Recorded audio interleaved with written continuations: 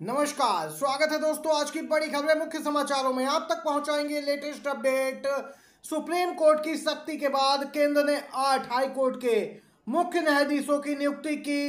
पूरी खबर आगे विस्तार से। वहीं बीजेपी के ताबूत में आखिरी कील होगा महाराष्ट्र विधानसभा चुनाव का परिणाम, सत्यपाल मलिक का ये बड़ा दावा भी आगे वीडियो में जानेंगे दोस्तों। पूर्व राज्यपाल सत्यपाल मलिक ने जो बात कही है वह आपके लिए जानना भी अहम है। आप लोग बने रहिए साथ में। इसी प्रकार की बहुत सी खबरें हैं। महाराष्ट्र झारखंड में कब होंगे चुनाव, ये भी आगे बड़ी खबर में बताएंगे दोस्तों। इसी के साथ आप लोग भी मानते हैं महाराष्ट्र झारखंड में भी कांग्रेस पार्टी यहाँ पे जबरदस्त तरीके से बढ़त बना सकती है, तो लाइक कीजिएगा वीडियो को, कमेंट बॉक्स में जरूर लिखिएगा जय हिंद जय भारत। इस समय की ताजा बड़ी खबर दोस्तों, सबसे पहले और मुख्य खबर में जानते हैं बीजेपी के ताबूत में आखिरी कील होगा महाराष्ट्र विधानसभा चुनाव का परिणाम। पूर्व राज्यपाल पूर्व बीजेपी नेता सत्यपाल मलिक ने बड़ा दावा कर दिया है दोस्तों। पूर्व बीजेपी नेता के साथ ही कई राज्यों में राज्यपाल रहे सत्यपाल मलिक का लगातार बीजेपी पर हमला जारी है।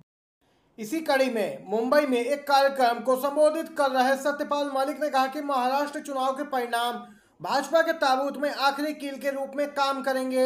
महाराष्ट्र हरियाणा चुनावों में देरी के लिए केंद्र पर बरसे हैं सत्यपाल मलिक। सत्यपाल मलिक जो आए दिन पीएम मोदी पर सीधा निशाना साधते रहे हैं। इस कार्यक्रम में सत्यपाल मलिक के साथ शिवसेना उद्धव गुट नेता संजय राउत और समाजवादी पार्टी के आबू आजमी समेत कई प्रमुख दलों के नेता शामिल थे। इस दौरान उन्होंने महाराष्ट्र और हरियाणा में चुनाव में देरी के लिए केंद्र सरकार की आलोचना की और कहा कि विपक्षी दलों को हराने के डर से यहाँ पर ऐसा किया जा रहा है, हारने के डर से यहाँ पे बीजेपी घबरा गई है। सत्यपाल मलिक ने भविष्यवाणी की कांग्रेस हरियाणा विधानसभा चुनाव में लगभग 60 सीटें हासिल कर सकती है। भाजपा को केवल 20 सीटें मिल सकती हैं, 10 अन्य के खाते में। इसके साथ ही दोस्तों राज्यपाल रहे सत्यपाल मलिक ने पुलवामा हमले की व्यापक जांच की मांग फिर दोहराई है।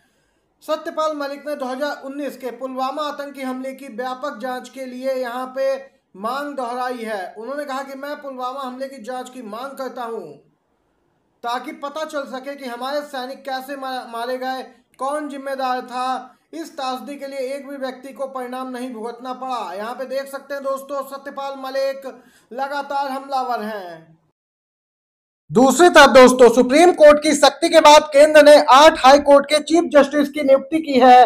केंद्र सरकार सुप्रीम कोर्ट में तल्खी एक बार फिर देखने को मिली जब यहाँ पे लगातार केंद्र सरकार जजों की नियुक्ति में देर कर रही थी। दोस्तों कॉलेजियम की सिफारिशों को लागू करने में देरी का यह पहला मामला नहीं है। कई बार केंद्र सरकार सुप्रीम कोर्ट आमने सामने आ चुके। केंद्र सरकार ने 21 सितंबर को 8 हाई कोर्ट में मुख्य न्यायाधीशों की नियुक्ति को लेकर अधिसूचना जारी की। सुप्रीम कोर्ट के कॉलेजियम ने दिल्ली, झारखंड, हिमाचल प्रदेश, जम्मू कश्मीर, लद्दाख, मध्य प्रदेश, केरल, मेघालय और मद्रास हाई कोर्ट के लिए चीफ जस्टिस के नाम की सिफारिश की थी।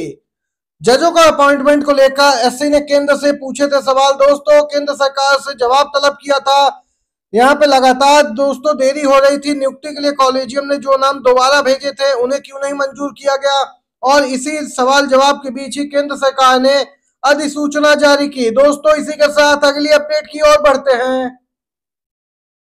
महाराष्ट्र और झारखंड में कब होंगे विधानसभा चुनाव, अगले हफ्ते राज्यों का दौरा करेगा चुनाव आयोग। जी हाँ, हरियाणा और जम्मू कश्मीर में विधानसभा चुनाव हो रहे हैं। वोटों की गिनती 8 अक्टूबर को होगी। इसके अलावा इस साल महाराष्ट्र झारखंड में भी विधानसभा के चुनाव होने हैं। अनुमान के मुताबिक नवंबर दिसंबर माह में यह चुनाव हो सकते हैं।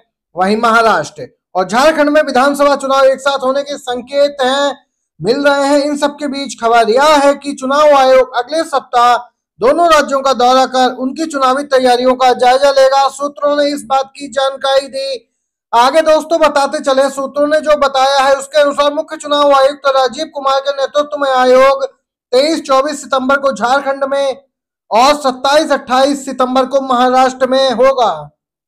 पिछली बार भी महाराष्ट्र और हरियाणा में एक साथ चुनाव हुए थे। हालांकि इस बार चुनाव आयोग ने दोनों राज्यों में चुनावों को अलग अलग कराने का फैसला किया। पिछली बार झारखंड में विधानसभा चुनाव अलग से हुए थे। हालांकि इस बार सूत्रों ने संकेत दिया इनका ऐलान महाराष्ट्र चुनाव के साथ ही किया जा सकता है। महाराष्ट्र विधानसभा का कार्यकाल 26 नवंबर को समाप्त हो रहा है, जबकि झारखंड विधानसभा का कार्यकाल 5 जनवरी को समाप्त हो रहा है। जी हां दोस्तों, कर्नाटक हाई कोर्ट पहुंचा है सीएम सिद्धारमैया का चुनाव रद्द करने का मामला। क्या कुछ है अपडेट, बड़ी खबर आपको बताते चले। कर्नाटक की राजनीति में सियासी घमासान लगातार तेज है। भ्रष्टाचार के आरोपों से घिरे सिद्धारमैया एक और मुश्किल में फंस सकते हैं क्या? कर्नाटक हाई कोर्ट से कहा सीएम सिद्धारमैया का चुनाव रद्द किया जाना चाहिए क्योंकि महिलाओं को मुफ्त सुविधाएं देना पुरुषों के खिलाफ भेदभाव है।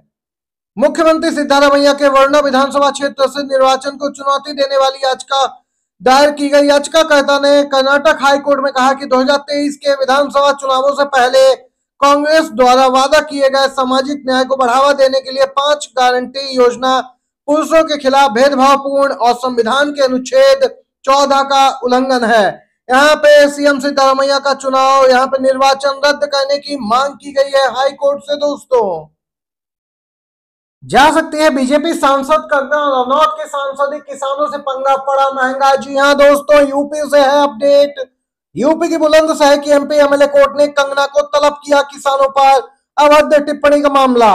दोस्तों, बुलंदशहर की सांसद विधायक अदालत ने 2020-21 के किसान आंदोलन के बारे में आपत्तिजनक टिप्पणी करने के लिए दर्ज एक मामले में लोकसभा नेता यहाँ पर और अभिनेत्री कंगना रनौत को 25 अक्टूबर को तलब किया है। आपको बताते चले, कंगना रनौत के विवादित बयानों को लेकर बीजेपी बैकफुट पे आ गई थी।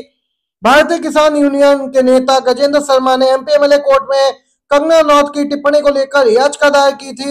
यहाँ पर दोस्तों आपको बताते चले, कृषि कानूनों के खिलाफ किसानों के आंदोलन पर कंगना की टिप्पणी को लेकर यह याचिका दायर की गई। बीजेपी ने इस टिप्पणी से दूरी बनाई थी। आपको बताते चले, इस मामले में बीजेपी की फजीहत हुई थी, तब जाके कंगना को तलब किया था बीजेपी अध्यक्ष ने भी। और अब यहाँ पे 25 अक्टूबर को एमपी एमएलए कोर्ट में पेश होने का नोटिस जारी किया गया है कंगना रनौत को। महाराष्ट्र चुनाव से पहले अजीत पवार को बड़ा झटका लग सकता है। अजीत पवार से घड़ी चुनाव चिन्ह छीनने के लिए शरद पवार ने चला है नया दांव। सुप्रीम कोर्ट में अर्जी दाखिल कर एनसीपी के दोनों गुटों के लिए नया सिंबल देने की अपील की गई। भतीजे अजीत पवार से एनसीपी का चुनाव चिन्ह घड़ी छीनने के लिए उनके चाचा शरद पवार ने नया दांव चल दिया है। अजीत पवार पहले ही मुश्किलों में फंसे हैं। एनसीपी के शरद पवार गुट ने सुप्रीम कोर्ट में याचिका देकर अपील की है पार्टी के दोनों गुटों को नया चुनाव चिन्ह दिया जाए। माना जा रहा है शरद गुट की कोशिश है कि विधानसभा चुनाव से पहले किसी भी तरीके से अजीत पवार गुट से एनसीपी का चुनाव चिन्ह घड़ी छीन लिया जाए, ताकि वो महाराष्ट्र विधानसभा चुनाव में जनता के बीच जाकर यह न कह सकें कि असली एनसीपी उनके ही पास है। दोस्तों, देख सकते हैं ये मामला सुप्रीम कोर्ट पहुंच चुका है। ये थी आज की सभी बड़ी खबरें और मुख्य समाचार। वीडियो अच्छा लगा हो तो लाइक कीजिएगा, शेयर कीजिएगा अपने दोस्तों में भी। बहुत बहुत धन्यवाद।